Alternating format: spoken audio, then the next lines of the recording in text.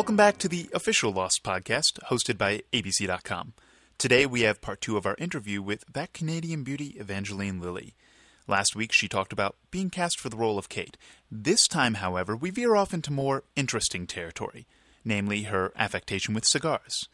And later we turn it over to the dynamic duo executive producers Damon Lindelof and Carlton Hughes as they rehash The Long Con and look forward to this week's episode, One of Them, which airs Wednesday, February 15th from 9 to 10 p.m. Eastern.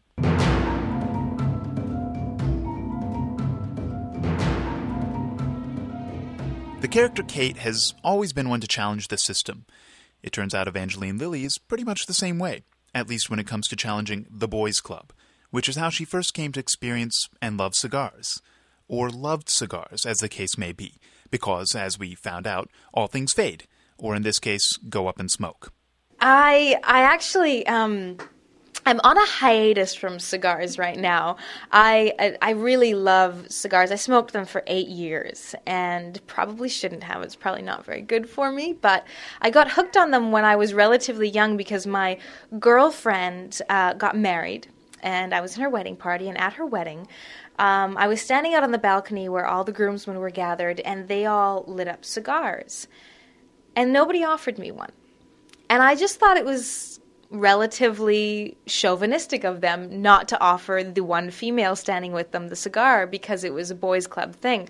And being a woman who gets her back up about feminism once in a while, I turned to her new husband and I said, "Aren't you going to offer me one?" And he said, "What, you smoke cigars?" And I went, "Of course I do." I'd never had a puff of a cigar in my life before, but I just felt I had to make a point. So he handed me a cigar, and I'd never even had a puff of a cigarette or a joint or anything. I mean, I'd never taken smoke into my lungs before, and thank goodness for that, because I think most people who do smoke, the first time they smoke a cigar, they inhale it and they choke and gag on it. I didn't know any better, so I didn't inhale because I thought that the smoke was going to be disgusting and it was going to make me choke. So I just pulled the smoke into my mouth and blew it out again, exactly as you're supposed to. And I kind of thought, wow, that tasted really good. I really liked that. And I smoked the whole cigar, and that started it. From then on, every special occasion, when I would go out to a bar, when I would be drinking, maybe a port wine or something, a cigar would come out. My favorites were Cohibas. And then I ended up dating a series of guys who would join me, and that became something we would do together. But recently I had a terrible experience with cigars where I had this day... I did a whole day of press, 12 hours of press. I was exhausted. I'd barely eaten because when you're running around doing press, they don't really afford you time to eat a lot of the time. And then I went from there to a photo shoot. Then I went from a photo shoot to a press party where I was supposed to eat. But then everybody kept trying to interview me at the party, and I again didn't get a chance to eat. In the meantime, I'm slowly getting more and more intoxicated. And then I topped off the intoxication with a very big cigar, and then I went off to Matthew's birthday party and had some shooters and another cigar, and I don't do that. I just don't do that. I don't do the partying thing where you get really drunk and and that was a very new experience for me. I vomited. It was the first time I'd ever thrown up from alcohol ever in my life. That was last year. And I associated it with the taste of cigars. And from then on, the smell and taste of them absolutely repulsed me, so I decided to take a break for a while. Now, just a quick public service announcement here. Smoking is bad for you, even just cigars. Not to mention, they're a fire hazard. If one piece of ash gets on your dress, or worse, in your toupee. Suffice it to say, smoking bad, lost good. Smoking bad, lost good. Got it.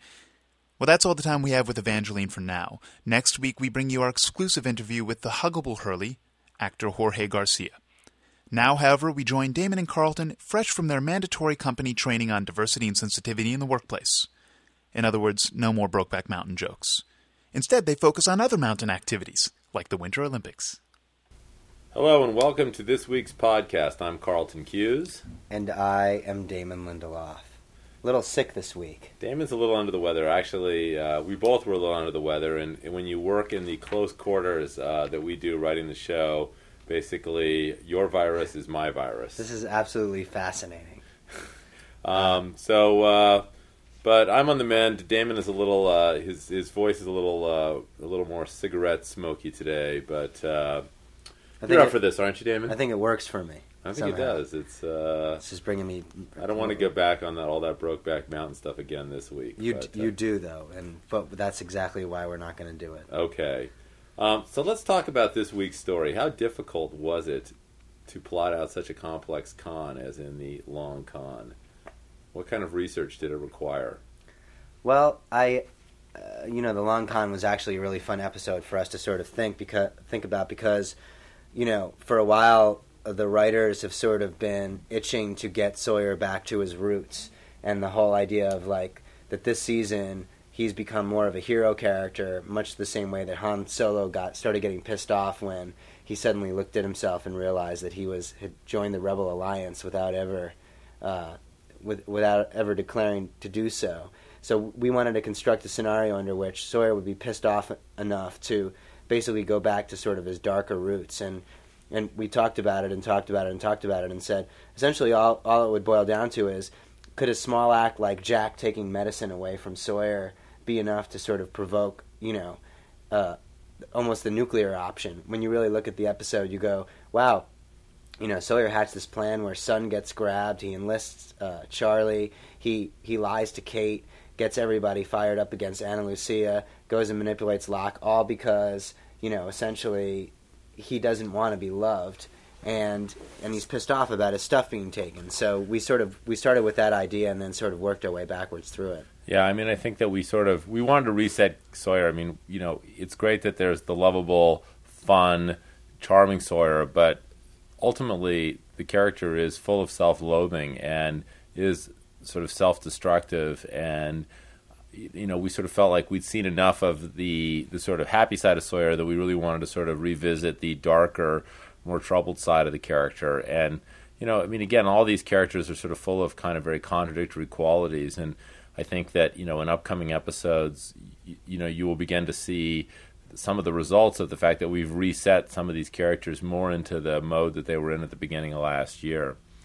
There was a second part of a question here about what sort of research did this Long Con require, and funnily, just as an admission, the whole gas station con with the gold chains actually happened to me when I first came to LA. I was in a gas station with a friend of mine, and it was as in the movie, as in the show, basically.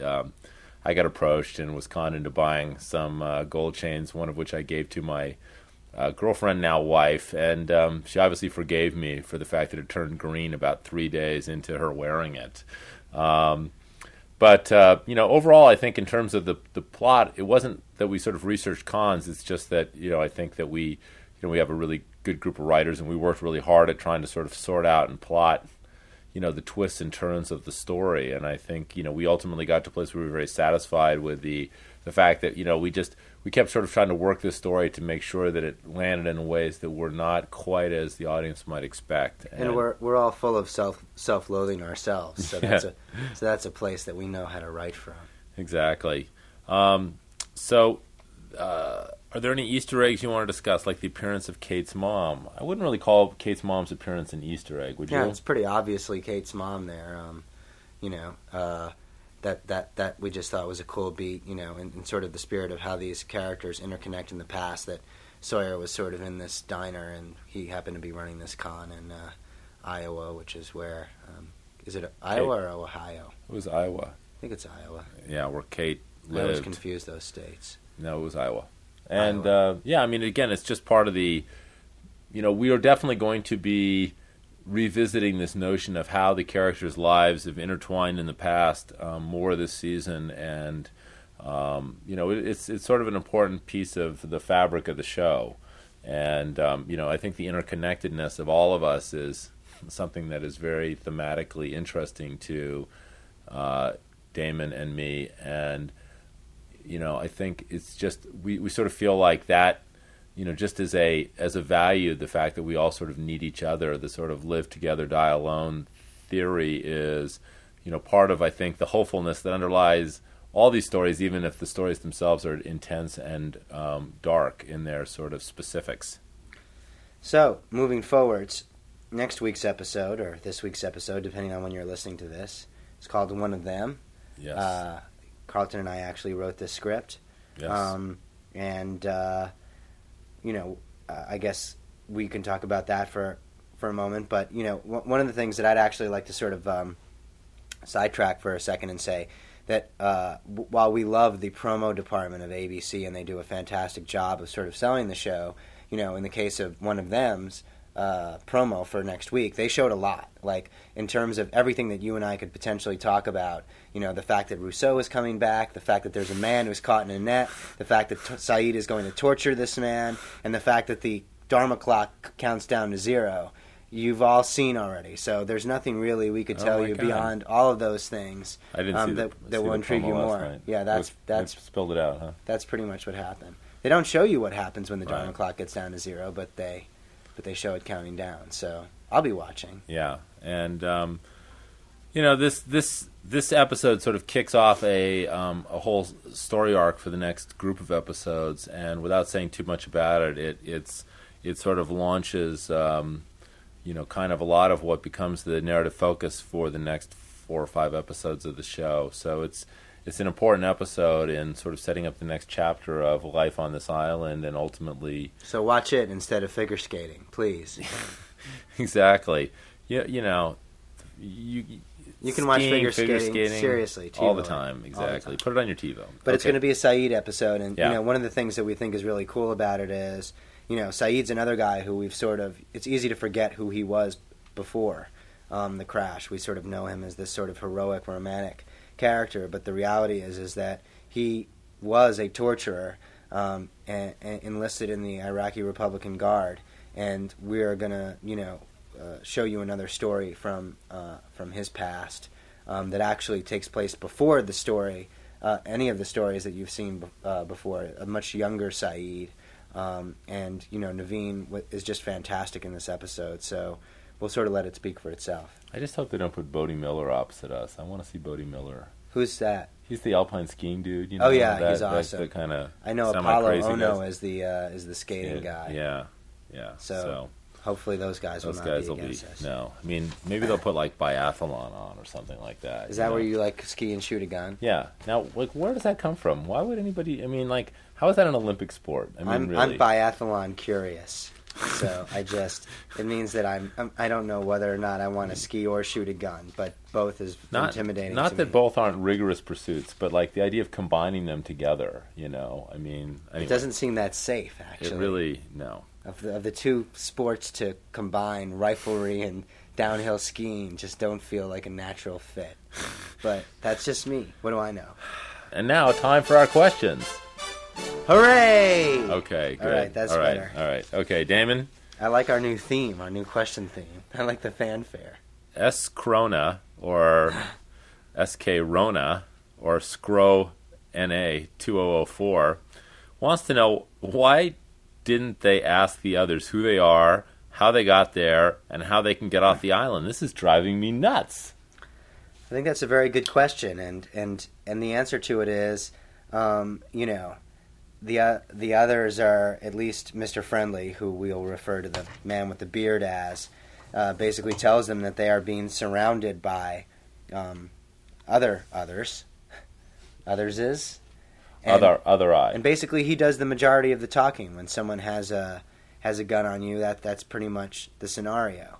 And the good news is that this question that you're asking, Scrona 2004, is going to be dealt with immediately. If you tune in to this week's episode and subsequent episodes, for the obvious reasons, you will find many of these questions asked and even some of them answered, believe it or not. And certainly by the end of the year, the others become increasingly a focus of what we're doing narratively in the show. So, you won't have all the answers about the others by the end of the season, but you will have a lot more information. Excellent. Okay. Your turn. Okay, Carlton. This is a good one because it references a quote that I made, and maybe you can clean up my mess. This is asked by Pawn 5. Can Canadian version of TV Guide, January 28th to February 3rd issue, has one of the executive producers of Lost, Damon Lindelof. They actually spelled my name correctly here, which is very exciting for me. I do like the questions where you refer to as Damien, though. Yeah, that's true. Carl. I don't go by Carl, sorry. Answering a question of what the numbers mean. And here's the quote. That question will never, ever be answered. I couldn't possibly imagine how we could answer that question. We will see more ramifications of the numbers and more usage of the numbers. And Pawn 5 goes on to write, there we have it, folks. The numbers will never be explained. So what's the point now? Why would you say that, Damon? Why would you give such an incendiary quote? I mean, my God. I can't imagine ever having What were said you these thinking? words. I must have been drunk. Oh, my God, exactly. You and Bodie Miller were out drinking together and guns. skiing. Okay. I think what you meant was... What did I mean? I think what you meant, Damon, was that it's sort of an impossible question on one level to answer. I mean, some of the mysteries of the show are sort of like religious mysteries. Like, how would you explain, the notion of God? I mean, you can take a stab at an answer. You can, but there may be 1,000 different ways to answer that question. And I think that there's a certain mystical quality to the numbers that may not ever be explained. It doesn't mean that we don't understand their role, their significance, their importance, but they're in certain parts of the storytelling of the show are embedded in mysteries that are just inherently unexplainable, and different characters will have different interpretations of what those ultimate mysteries mean. So in that sense, I think that's probably what you meant. That sounds exactly what I meant. So thank you for clarifying that. No problems. I have a feeling that quote will be coming back to bite me years to come, but it will. Thanks. I'm sure. That's optimistic. Okay, the Loch Ness Monster. Gee, I wonder who this question's going to be about. It says, will Quentin Tarantino guest direct Lost? As Lost features great storytelling, imaginative situations, and engaging characters, I'm reminded of the works of another great fiction writer-director, Mr. Quentin Tarantino. Would you ever consider letting Mr. Quentin Tarantino guest direct an episode of Lost? All right, well, first off, I happen to know that Loch Ness Monster is Quentin Tarantino. So please stop calling our offices. Stop using aliases when you're emailing us. Stop sending us candy and flowers. The Uma Thurman thing that you did was very, very flattering. When an availability opens up, a slot is available, we will talk. But until then, we're glad that you're a fan of the show. We're huge fans of yours, but the timing has got to be right. So. But speaking on the subject of guest directors, we do have our own very cool special guest director, Darren Aronofsky, who is going to come and direct an episode of Lost in a few episodes from now. And that's going to be awesome. Those of you who have not seen Mr. Darren Aronofsky's movies should check out Pi or Requiem for a Dream.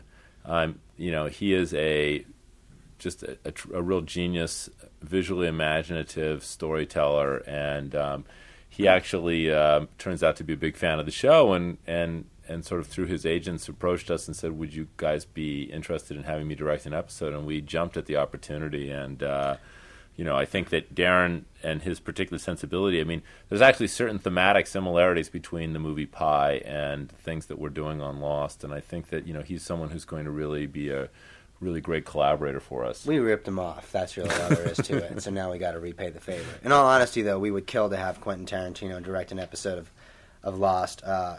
Apparently, Quentin is a huge Alias fan and has appeared as a character on several episodes of Alias. A bad guy, and he was great. So any involvement that he would want to have on the show, we would welcome. So if you're like one of Quentin's relatives and you're listening to this podcast, give him a buzz and have him give us a call. Cool. All right, this is a very long-winded but very simple question, Carlton, and I'll preface it by saying do not reveal the true true person behind this question, but this is just asking for a confirmation or denial. Okay. So this is from Eliangon, Eliangon. First off, huge Lost fan. Since Walkabout, I have this bet with my roommates. Every week we get scenes from prior episodes. The first thing the voice says is, previously on Lost. Well, I have been vehemently claiming that the guy who says previously on Lost sounds a lot like Tim Daly from Wings fame. I have to know if it is Tim Daly's voice every week. Each and every week, my friends and I watch the episode to debate the minor details and major plot points, but still every conversation ends with me proclaiming that Tim Daly is the first voice heard every week. Please, I need some closure on this. Any help at all would be greatly appreciated. Well, Elian Gone, the answer is no. It is not Tim Daly. Thank you, Carlton. And now you don't have to be so vehement. Now you don't have to be so vehement. And it's not me. And it's but the mystery. It is a mystery. It is a mystery person who does that voice. It is a mystery person. And although, just as a side note, I went to the same high school as Tim Daly. Is that true? Yeah. Wow. Yeah. But he doesn't do the voice. But he doesn't do the voice. Excellent. Exactly. That's another mystery solved. Okay, so and people say we don't give you any answers. Take that. It ain't Tim Daly. Take that, right. Elian Gonzalez. By the way, I'm glad that is that what the name was? I guess. Speaking of questions and mysteries that get no answers, Damon. Yes. SZK3 wants to know, why did the plane crash? I mean, this is something that has always bothered me. What brought down the plane? Was it the magnetic fields or was it the black smoke? So it's just there's no C, none of the above. Those are the two choices. I love the boldness of just coming right out and asking that question. What made the plane crash? I don't think anyone will be markedly surprised by the fact that we're gonna sort of stand by no comment, but we will also stand by the fact that by the end of season 2, you will know. Yeah. And that is a question we are going to answer. That is a question we are going to answer in rather definitive fashion. Unlike the numbers, which mean nothing, really.